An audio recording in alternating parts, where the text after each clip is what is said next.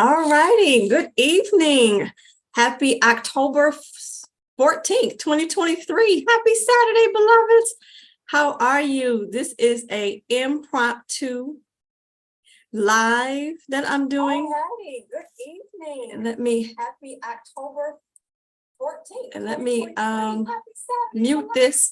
How do I mute this? Here we go.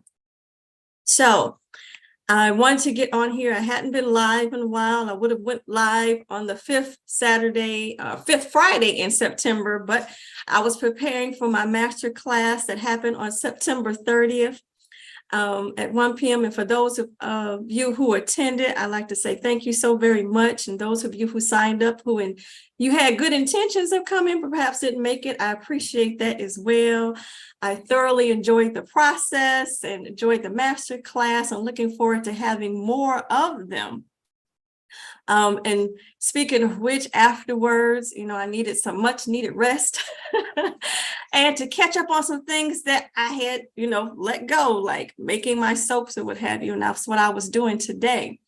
But in between that time, I was resting. For those of you who don't know or who haven't seen, in my videos, I mentioned that I am a 20-year vegetarian, right? And so I had the wonderful opportunity to see a weekend workshop by Food Revolution Network. You say, well, what does that have to do with what I talk about on this channel or essential oils?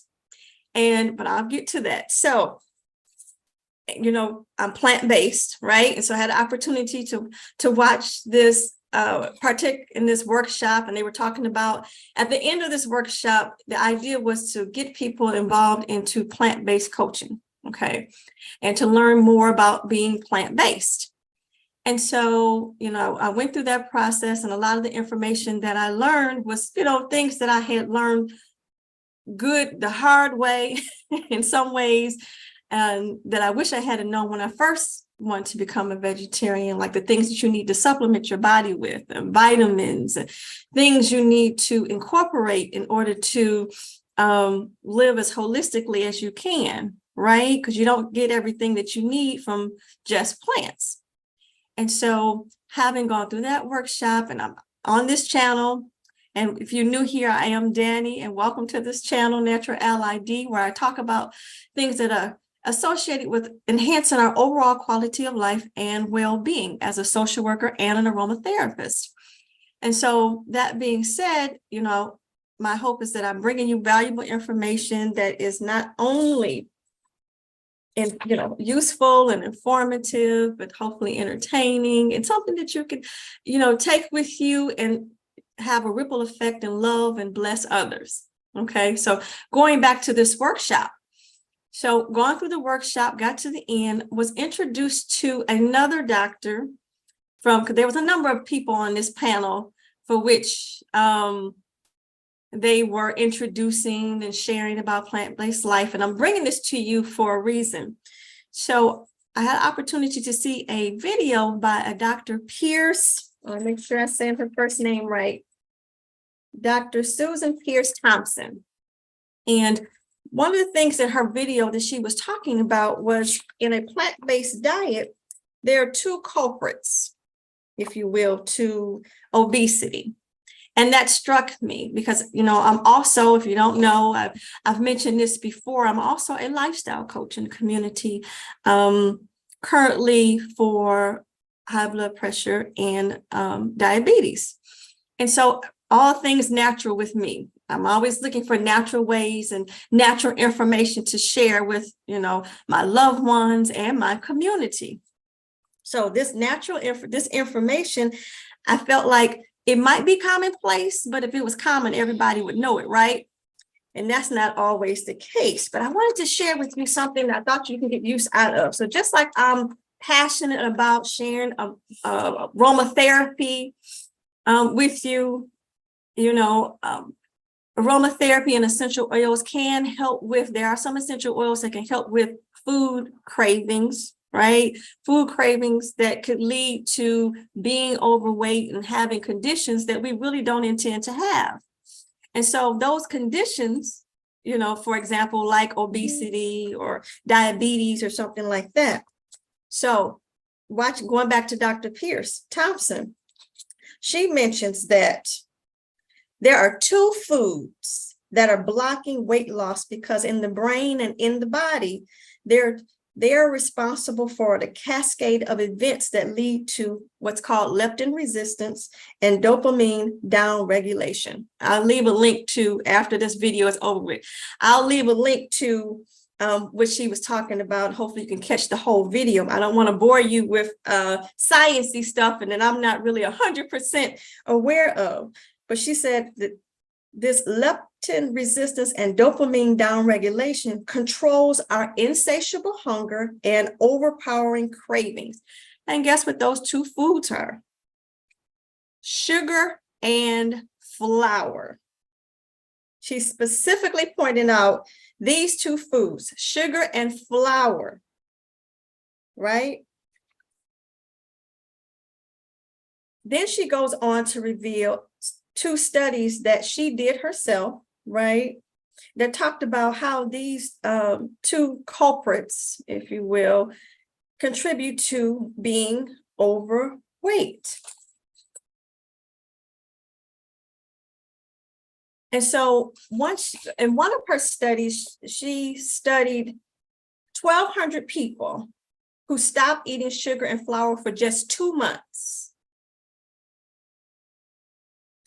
The data showed that over the entire 2 months, their hunger and their cravings went down steadily, down to little or no hunger or cravings anymore ever at the end of 2 months. And by the way, during the 2-month period of time, she mentions in her study, they lost a tremendous amount of weight. She goes on to talk about another study she did with 4,500 people, ages 20s and their 30s, 40s, 50s, 60s, and 70s, right? Similar results. Where these individuals, reading the highlights here, if you stop eating sugar and flour, it says what happens? You're not messing with your blood sugar all the time. Your blood sugar stays pretty even keeled naturally. And so I'm saying that all to say there are some essential oils that help with food cravings, such as like marjoram, peppermint, rosemary, and lemon. But then there's also the idea, well, how do you get the food cravings in the first place, right?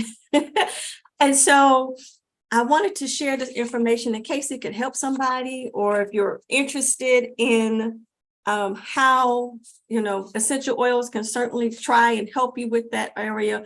But beyond that, what else could you do? What information could you have in your toolbox that would suggest that could help you with food craving, if that's something of a concern for you? It might not be a concern for you, which is absolutely wonderful. For those of us who are, or it is, it's good to know that someone has pointed out that sugar in particular and flour are two culprits that can keep us obese. And going back to me mentioning about me being a vegetarian for 20 years, one of the very first things I did, which her research and her information that I found was confirming. One of the very first things I did was stop eating all things white. White flour, white rice, white bread. And can I tell you, the weight came off effortlessly for the first period of time. And then beyond that, I still needed to do some more things, but just doing that alone helped me to release weight. Just help, and I've never been that size again. And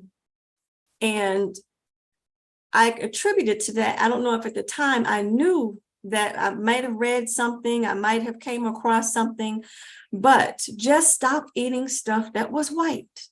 No offense to anybody who's a baker or anything like that, or if it's in your culture to have, certain foods that are white. I'm not saying that, but for me, that was one of the very first things that I stopped doing. And then later on found out I had some gluten intolerance, as I talk about that in one of my videos, and on my website. If you haven't seen, like I launched my online course in aromatherapy, my website, Aroma Buds and Blossoms, I give a video testimony that got me started, how my my past health challenges got me on the road to what I'm doing today, sharing about aromatherapy and other life-enhancing information. So in that video on my website, Aroma Buds and Blossoms, I talk about how me changing my lifestyle, I believe, in those past health challenges really, in essence, saved my life, I believe, and also got me on the trajectory to where I am today and doing what I do and show up how I show up today, right? And so I'm saying that all to say, I'm here to share. As a social worker, I always say social work means sharing wisdom. And to me, this wisdom that I learned, first starting off in the workshop for plant-based coaching, and then also moving on to this doctor who's talking about, our food cravings and how we can lessen, things that go on in our bodies that don't need to be just by the foods that we eat. And again, I'll leave information in the description after this video where you can look into it for yourself. She goes over a lot more than what I'm just mentioning the highlights. But of course, when I was reading through this, I was trying to get to the point, okay, what foods is she talking about specifically that keeps us in a state of flux with our weight? And she said sugar and flour. I said, okay, I knew about the flour because I stopped eating white flour and going back to being a vegetarian. I had to become gluten-free because gluten was causing me problems. I could not tolerate it. I would break out. I would bloat. If anybody knows a bloating is something that, happens to you, leave it in the comments if you've experienced that. Or maybe you never even thought about the fact that wheat or gluten could cause you problems in your system. Okay, and she talks about that in her research too, how the natural plants that we have, when you break them down and you process them, then they become like drug-like components where they become addictive. And I thought that was like eye-opening. I was like, oh my goodness. So the things that would be naturally in nature that might not cause us problems, but when we process them and then break them down, then they become like drugs and create this addictive component to it where you're craving it, and then that's where we might have what she called insatiable cravings, and then, can lead to weight gain. Of course, there are many other factors that may come into play, but she's pointing out two here. She does have a series of videos that's talking about this. And I thought it was important to bring this up, let you know what I was doing, taking that break. It's my love, passion for what I was bringing to the community, and hopefully it's a benefit to you. Talking about essential oils in the course that I created, and I'll leave a link to that in the description as well. My Aroma Buds and Blossoms course for beginners and for business users or caring professionals, where I'm talking about an assortment of essential oils that you can start using right away and don't have to worry about, okay, which one should I start with, right? And they're safe to use from infancy to the elderly, as long as you use the safety notes. I'm always saying safety is key with me, but I wanted to bring this information to you as I had been out for a week or so, taking a break and then regrouping and then coming back on to share hopefully wisdom, information that you can actually use in your overall life. And this is passionate for me. Being a vegetarian for over 20 years, I'm always looking for things that can be a benefit to my loved ones, and how can I share with others who may not even know that this is something that you might want to consider. Yes, essential oils can, possibly help you with, your food cravings. I mentioned lemon, I mentioned peppermint, I mentioned rosemary, but then even with those essential oils, If you had attended the master class, you know there are 5 things you need to consider even before you start using those essential oils. So that being said, this person goes even deeper. Okay, it's one thing to use essential oils to help lessen food cravings if that's what you want to use it for. But let's go a little bit further. What foods can be contributing to inflammation, can be contributing to your weight gain, can be contributing to other things that are causing your endocrine system to go haywire, just something to consider. Again, on this channel, I bring things to help us enhance our overall quality of life and well-being. That is my absolute hope. And I hope for this information is useful for you. Again, I'll leave information in the description once this video is over with for Dr. Susan Peirce Thompson. Okay, and I thought it was something as simple as 2 things. We talk about processed foods. And I know for some, I'll be amiss if I did, as a social worker, if I did not mention, I understand that in some places and in some situations, there is food insecurity. Okay. There might not be access to certain foods. So I am very aware of that. And I don't want to pretend like it's not there. Most definitely. It could be food insecurity. You might not have access to fresh fruits and vegetables. I get that.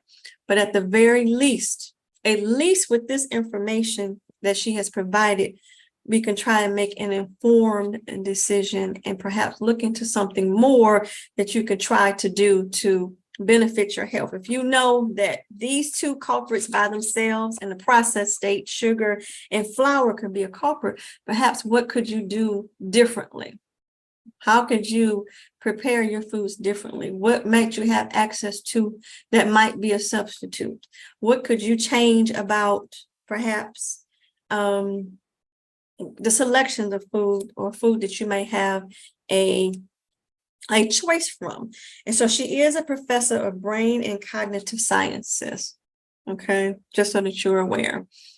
So understanding that perhaps the thought process behind or how, the brain works with certain foods, and you understand why you may have certain cravings and why you may not, depending on your lifestyle or what you have access to as far as food. So I wanted to get on here and share that with you. Hopefully you're having a wonderful Saturday.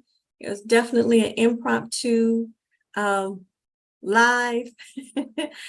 And I was going to do a video and I said, no, let me do a live, and bring folks up to speed of what I've been doing and go from there. So, and here we go. Let me stop this for a second. I thought I maybe could see something in the chat if there was anything.